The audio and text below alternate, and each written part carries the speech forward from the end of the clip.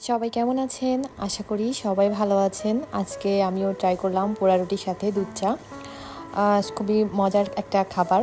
দেখতেই পাচ্ছেন আমার ২ টা ক্যাট নিয়ে বসে আছি। খুব দুষ্টামি করছিল। ২ টা ধরে ভিডিও করছিলাম। তো বের হওয়ার চেষ্টা করছিল। তো প্রথমত আমি পাউরুটির মধ্যে বাটার আর চিনি লাগিয়ে চুলার আঁচটা একদম লোতে রেখে একটু সাইডগুলা পুড়িয়ে নিচ্ছি। দেখে বুঝতে পারছেন। খুব বেশি জাল করলে কিন্তু পুড়ে যাবে। আর যেহেতু বাটার দেওয়া, একদম বেশি তাপ লাগলে কিন্তু আগুন লেগে যাচ্ছিল। তো চুলার আঁচটা মিডিয়ামে রেখে হালকা করে সব সাইডগুলো আমি পুড়িয়ে নিচ্ছিলাম। একটু সময় নিয়ে এই কাজটা করলে কিন্তু সুন্দর একটা ফ্লেভার আসে আর খেতে অনেক ভালো লাগে।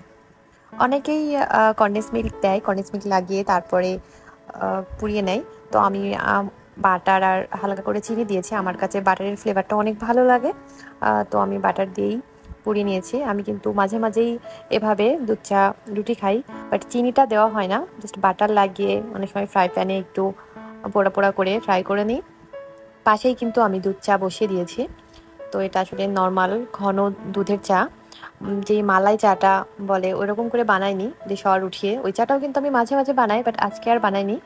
আজকে দুধ চা বানিয়েছি, এটা কিন্তু গুঁড়া দুধের চা। তো আমরা সন্ধ্যায় নাস্তা খাবো। আর আমি পিৎজা বানিয়েছিলাম, সাথে পিৎজা আছে। আর দুধ চায়ের সাথে কিন্তু আমি মধু দিয়েছি, চিনি দিইনি। আমি চেষ্টা করি চায়ের সাথে মধু অ্যাড করার। এই তো চাটা রেডি করে নিচ্ছি।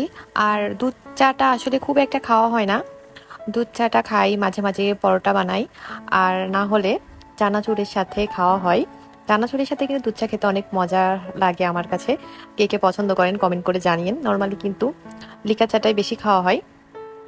এই তো আমি ব্রেডগুলো দিয়ে দিয়েছি, চা নিয়েছি, দেখতে পাচ্ছেন, দেখে কিন্তু অনেক লোভনীয় লাগছে। তো সাথে কিন্তু আমি পিৎজাও নিয়ে নিয়েছি, একদম রেডি করে বসে যাচ্ছি। তো মাশাআল্লাহ পিৎজাটা অনেক মজার হয়েছিল। এই তো সব রেডি করা শেষ, দেখতেই পাচ্ছেন, দেখে কিন্তু খুবই ভালো লাগছে, লোভনীয় লাগছে। গরম গরম পোড়া রুটির সাথে দুধ চা, কে কে পছন্দ করেন কমেন্ট করে জানিয়েন। তো এই তো রেডি করে নিয়ে আমরা রুমে চলে আসলাম। তো দেখতে পাচ্ছেন আমি এদিকে পিৎজা বানিয়েছি। পিৎজাটাও মাশাআল্লাহ খেতে অনেক মজার হয়েছিল।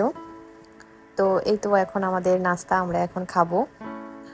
আশা করি আজকের এই ভিডিও আপনাদের কাছে ভালো লেগেছে, আর আপনারাও ট্রাই করবেন পোড়া রুটি আর দুধ চা। এটা আসলে একটা মজার খাবার। এখন বাইরে কিন্তু গেলেই দেখা যায় কোথাও না কোথাও এটা বিক্রি করে, বেশ স্পেশাল। তো আপনারা চাইলেই কিন্তু সহজে এটা বানিয়ে খেতে পারেন। সবাই ভালো থাকবেন। আল্লাহ হাফেজ।